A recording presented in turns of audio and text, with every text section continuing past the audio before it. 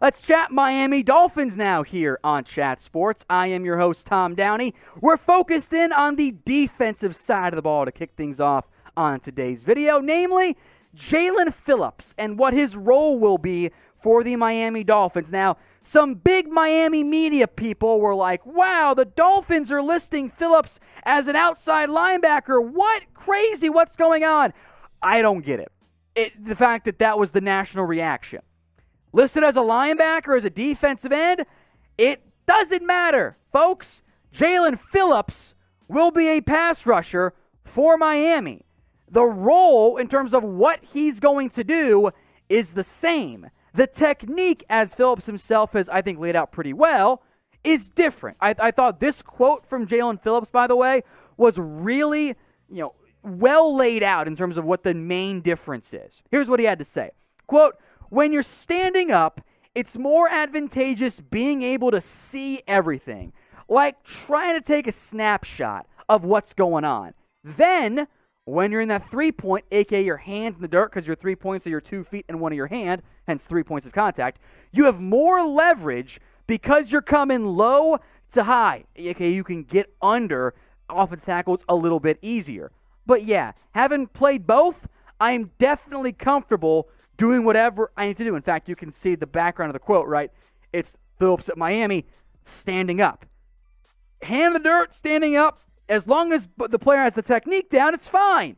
Because in the end, he's going to be a pass rusher. That's what he's going to do for the majority of his reps. In the end, there really is no difference. Emmanuel Ogbah, Jaelan Phillips, whether it's their 3-4 front or they're setting up for their 4-3 package, they'll do both. It's the Dolphins style there.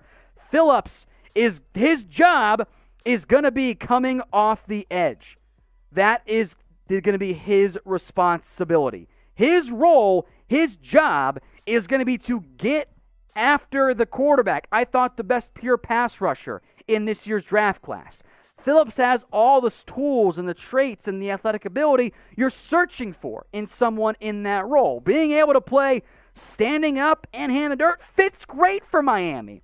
I know some people out there, not you guys watching, but some other people out there, are so attached to the 3-4 versus 4-3 difference when in reality, in 2021, they're not that different. As long as the player can handle standing up versus having their hand in the dirt, for what Miami's going to do, it's a pass rusher. It's getting after the quarterback, and Phillips put up some pretty damn impressive production in that area at Miami Hurricanes in the end. So, frankly, I'm pretty excited to see Phillips in Miami.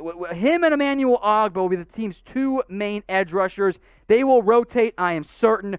But I do believe that Phillips is a really, really good fit for the Miami Dolphins this year. I think he is a good fit in the defense, and I think early on he's going to have success. I think he's going to have a very, very good year for Miami, at least long term. Maybe year one takes him to get accustomed to, but the talent's there.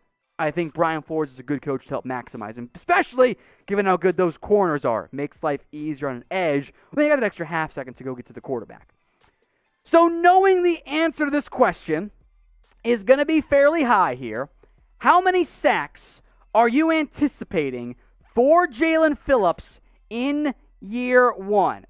A cautionary over-under might be like 6.5. That's a pretty good first year for a guy with not that much real college experience. But let me know what you guys think. How many sacks for Jaelan Phillips in his first season? We're back to talking to Deshaun Watson now, and just bear with me, especially you Dolphins fans. I know you don't like it, but I think you'll like my take on it here. Now, Albert Breer, this morning for Sports Illustrated, I should say Monday morning for Sports Illustrated, says that he thinks at some point Watson will likely be traded. Now, that's not a huge stunner in the end, but the time frame is a complete unknown around Watson and around the Houston Texans. The lawsuits Watson is facing, that is still an ongoing process. The NFL is going to be monitoring. There could be discipline from the NFL.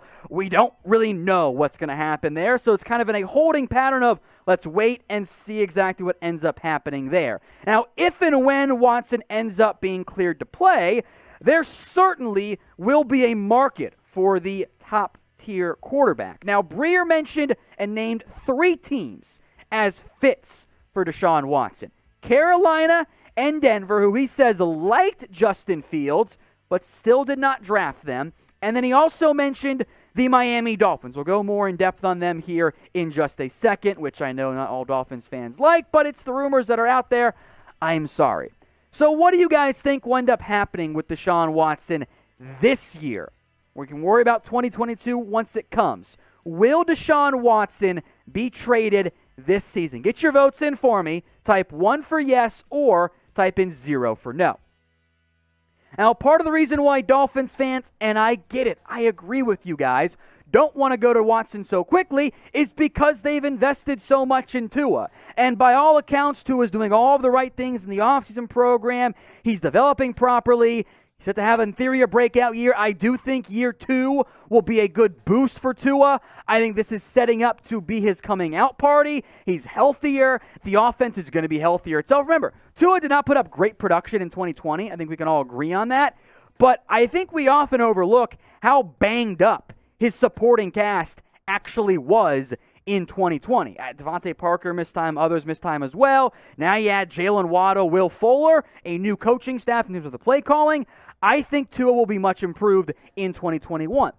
But the reason why I think the Dolphins, if Watson gets clear, which is a big if, have to at least consider him, is that it is Deshaun Watson.